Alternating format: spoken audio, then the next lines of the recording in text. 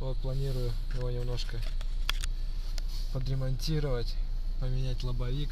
Вон, видно, треснул. Из-за того, что камень прилетел от фуры.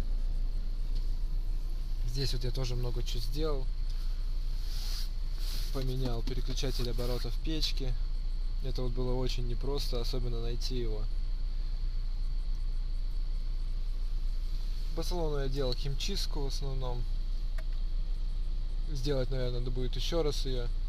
Укрепить, наверное, всю панель надо будет, проклеить специальными прорезиненными такими штучками, чтобы ничего не хрустело, не трещало. Вот это вот все крепеж, конечно, тут беспонтовый, все проклеить. Багажники тоже все почистить. Вот еще по двигателю. Сломался вот этот вот шланг высокого давления на кондер. Его поменять надо. Течет крышка клапанов. Вот оттуда прям масло подтекает. Вот там на датчике тоже. То есть если надо чинить, блин. Бампера перекрашивать. Вот особенно задний. Задний вообще весь коцанный.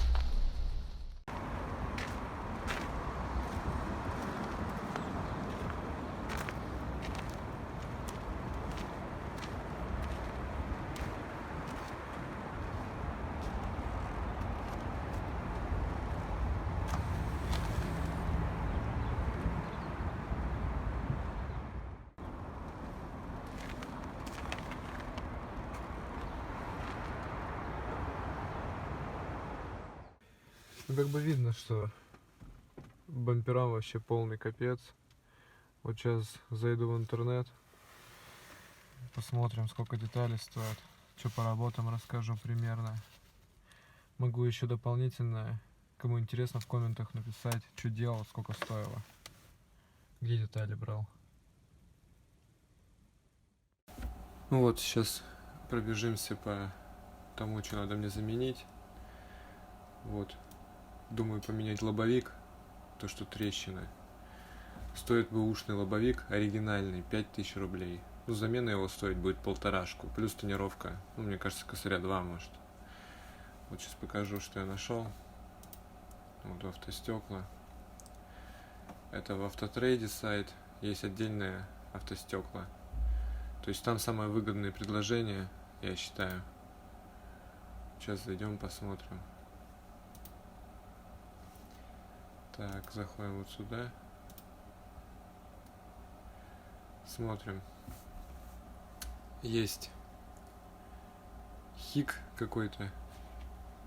Китайские стекла. А, ну это для Москвы. Выбираем наш город. Ну, то есть тут в многих городах этот автотрейд есть. Блин. Вот, смотрим цены здесь. Оно стоит китайской вообще за 3600. Вот я смотрел, которые.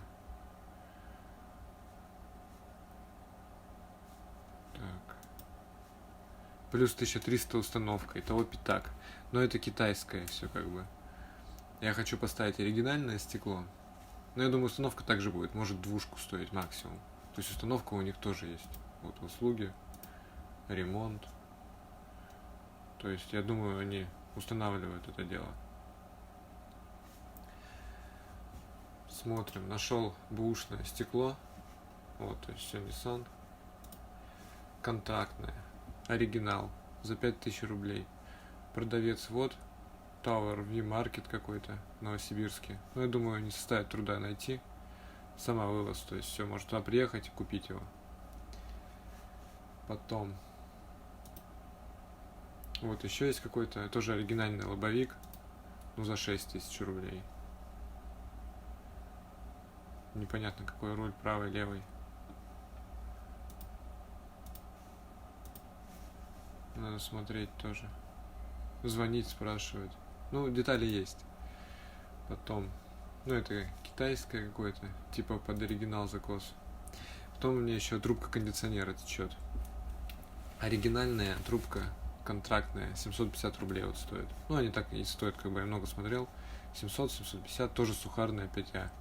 кто продавец, ну, кто-то другой продавец.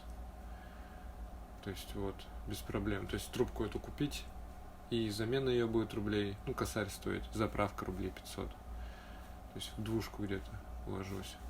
Я писал в плане тут, вот кондер. 750 это вот сама трубка, установка и заправка, 1,5. Дальше хотел поменять, точнее починить бампера и покрасить.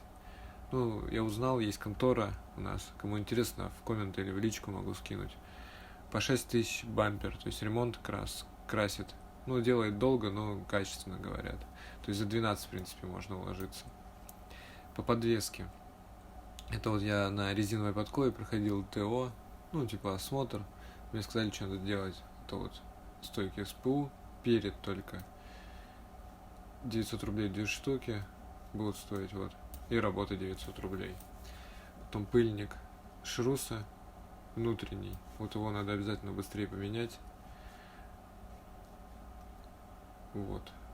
Работа 2000. Ну, там работы много. Ну, это как бы резиновая подкова такой самый нормальный, типа. СТОшка у нас. Плюс пыльник сам 870 рублей. Ну, это нормальный. В Сатовске можно дешевле купить. Можно, кстати, сразу посмотреть, есть ли вообще Сатовский или какой-нибудь похожий. Заходим в автотрейд. То есть много тут запчастей недорогих. Nissan X-Trail. Первое поколение. Так, ходовая часть, наверное. Что я нажал? Вот встулки стабилизатора есть. Ну, такие цены как бы недорогие. Менял я их. Так. Что-то найти не могу.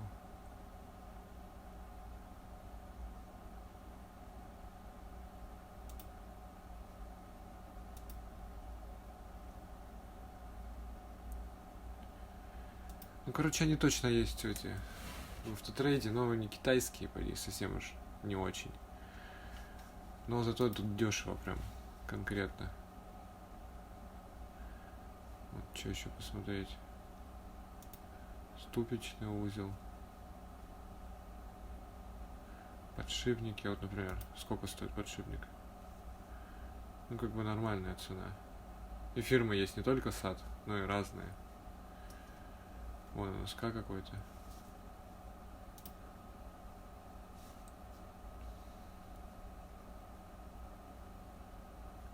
Короче, что-то не могу найти.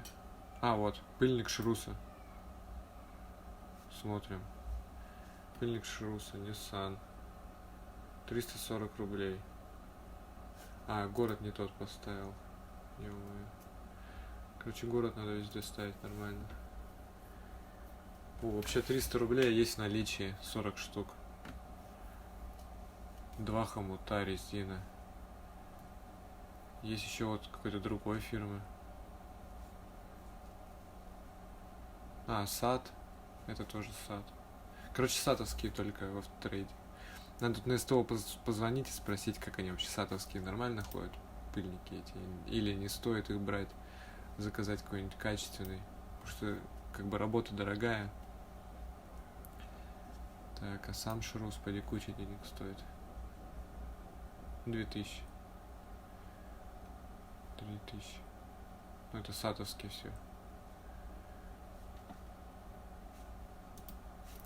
Ладно, пробежимся дальше. Прокладка крышки клапанов. 900 рублей прокладка. 230 очиститель. Давай посмотрим, сколько прокладка стоит.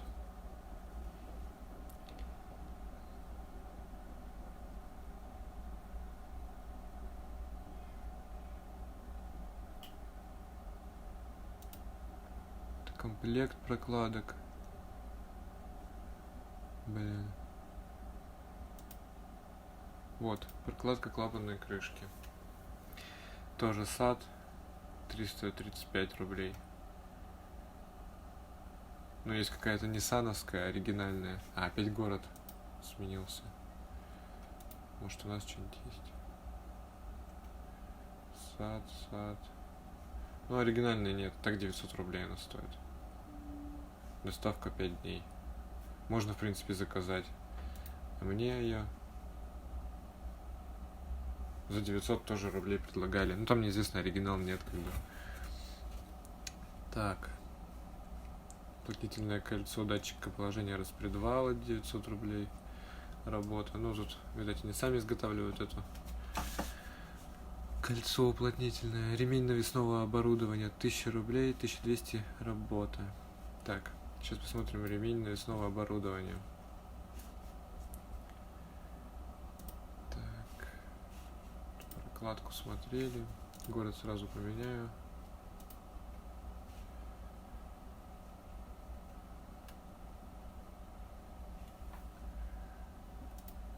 Так, не тот.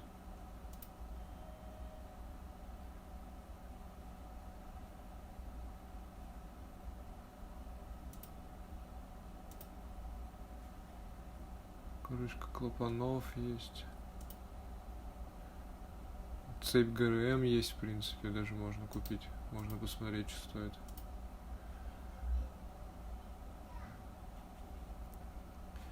Радиатор, кстати, я у них покупал, до сих пор ходит.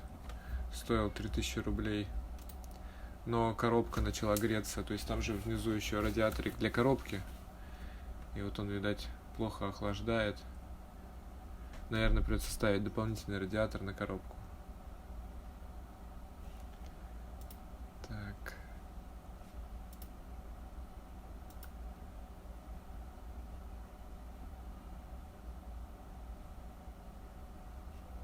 Вот, ремень ролики, ремонт приводного ремня. Так, это не то.